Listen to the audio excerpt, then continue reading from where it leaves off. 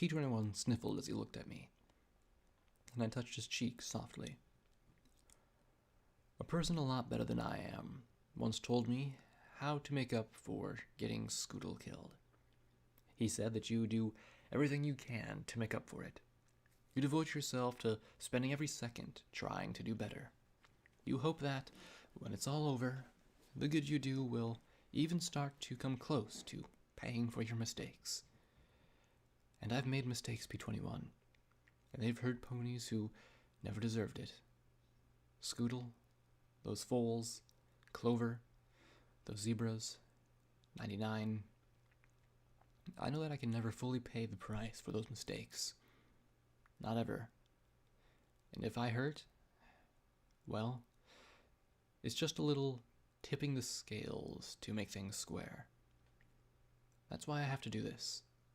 Because if I give up and go off to die comfortably without trying to do better, then their deaths were really pointless murder. That's so stupid. He sniffed, shaking his head. Hey, it's my plan. So of course it's stupid. I'm not a smart pony, remember? So much for my plans. I needed a few backup plans, preferably made by some pony other than me. He gave the ghost of a smile. Yeah, but you're a good one. He rubbed his eyes and sniffed. Sorry, Rampage. She looked at him evenly and shrugged. Don't worry about it. Like I said, doing all this stuff with you guys makes me feel like I'm doing something important for the very first time in my life. She pointed a hoof at me and added with a sharp grin. Even if you do get into the weirdest friggin' situations, Blackjack. Seriously, what is it with you in rooms that want to eat you? And with me constantly having to shoot her in the head, I wanted to add, but with her blood still smeared on my sword, I thought better of it. Once we were regrouped and restored, we continued downstairs. Scotch Tape wasn't speaking to me. I couldn't blame her for that. My attempt to try and protect her had gone down in flames. Glory kept giving me a she'll-get-over-it look, but she didn't know just how long a mare in 99 could hold a grudge. I mean, I was still ticked off at Pastels for stealing my crayon. Well, okay, not really, but we had gotten really good at not letting old sights be forgotten. Still, I had to think of some way to make it up to Scotch. Some way that wasn't going to blow up in my face in a few more days. The deeper we went into the command center, the more apprehensive I became. We'd passed an armory looted within an inch of its life. The only thing that hadn't been cleaned out were 2 large security storage boxes set into the walls. Their surfaces scored from where somebody had tried to cut them out of the wall entirely. There was a stock of IF specialty ammunition. I was particularly interested in these 12mm rounds with bright blue tips, and loaded several of them in the Vigilance's magazine with the spark rounds. It might have been a pistol, but I would do my best to give whatever rangers I came across a break. I also loaded a magazine with explosive rounds and another with armor-piercing, though, just in case. Now we were underground, and still the Pitbuck navigation tag was below us. How it knew what I was after, I couldn't imagine, and honestly, my legs ached so much that I didn't even care. My chest hurt and my lungs burned, but when nobody was looking, I pulled aside my patch and let Glory check my eye socket. She looked grim, replaced the patch, and then kissed my forehead and told me not to worry about it. I tried my best. Now, we were in the more intact areas of the base, and I recognized where we were.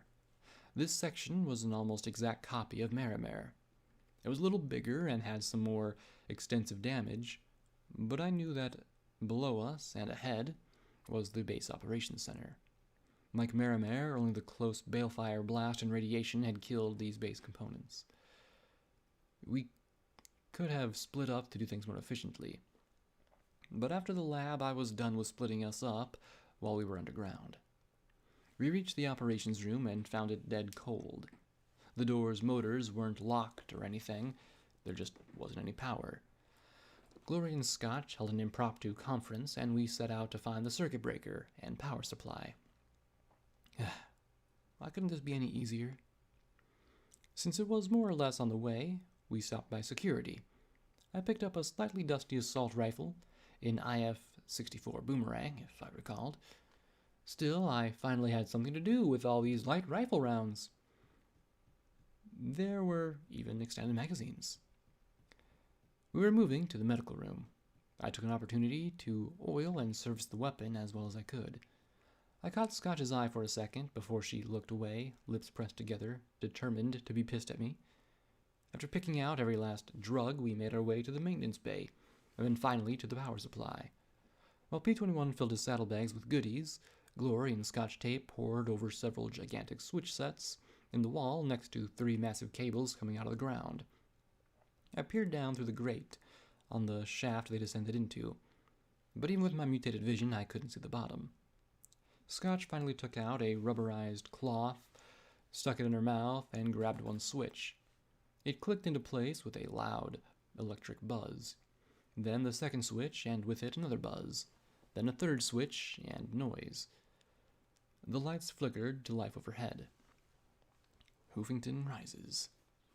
It was painted on the wall in bright red letters. The author lay in a pile of bones beside the message, paint can between its forelegs. I couldn't tell if it was 200 years old. It still made my mane crawl.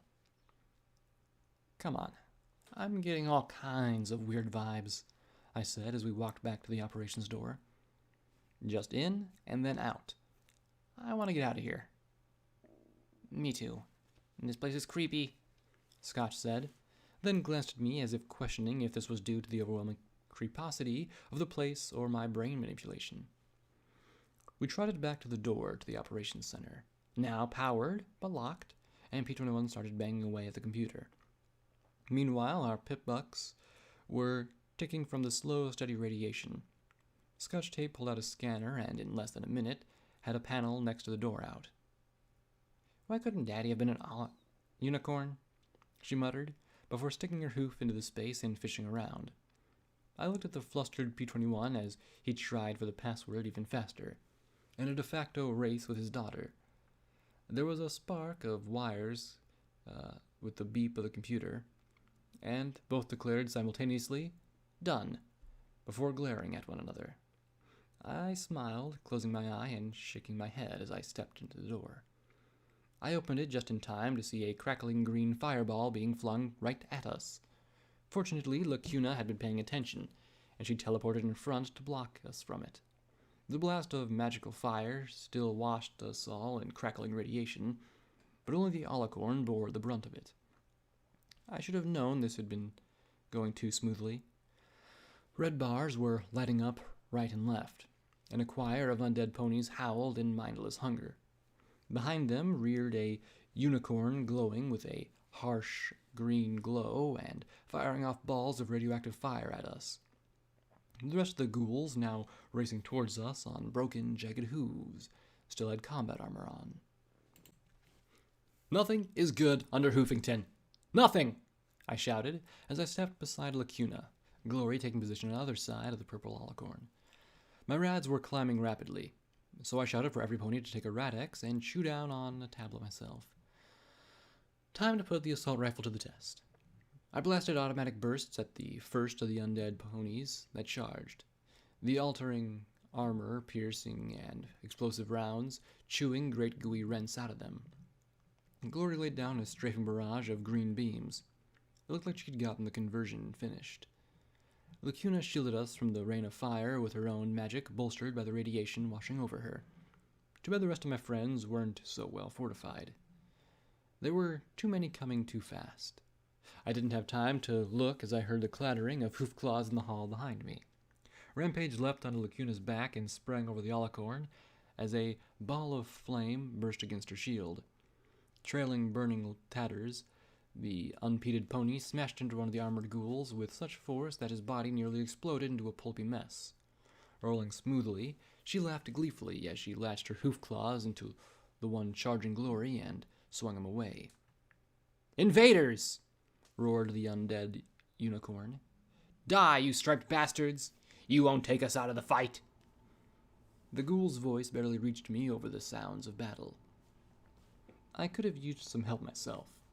The assault rifle barked spray after spray of fire, and I jumped into sats, as often as possible.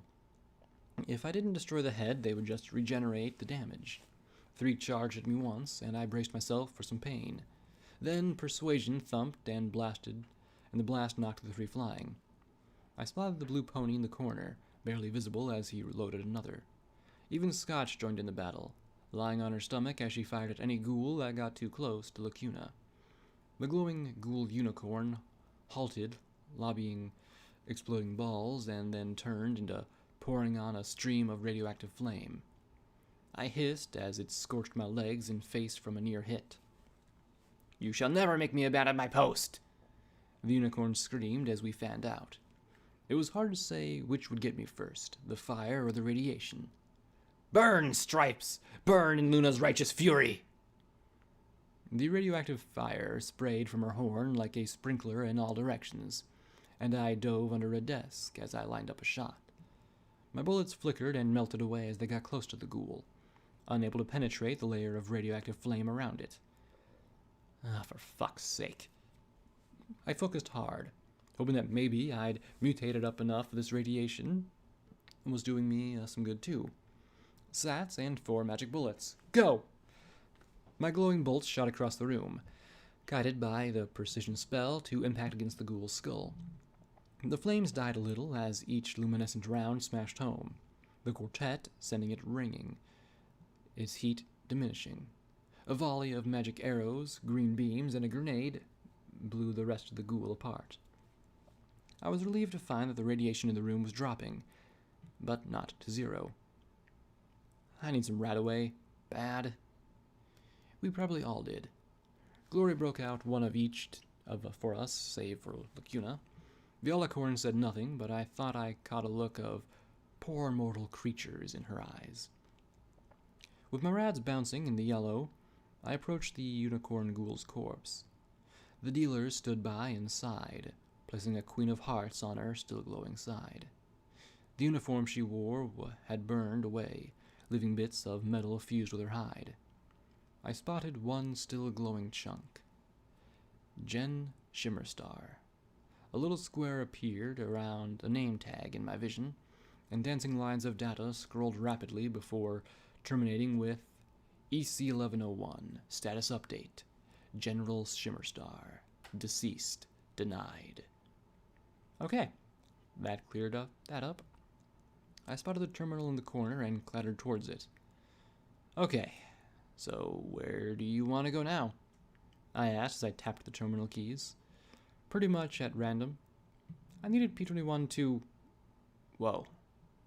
The screen immediately flashed to life and began to scroll with numbers that made no sense. EC-1101 routing information. Fluttershy Medical Center. Hoofington. I've already been there! I groaned and smashed my pip-buck. Stupid, freaky magic tech! Blackjack? Can we get out of the deadly radiation now? P21 drawled as he looked around. The room was still damned hot, and I nodded. Lacuna, can you teleport us back to where we came in? With this much power? There was a purple flash, and a disorientation made my head spin. Certainly. Sun Pony gets cheeky when she's high on radiation. We were back on the floor with all the offices, and the radiation meter dropped to a comfortable slow click every few seconds. Every pony, but Lacuna, again, looked sick, though, even myself.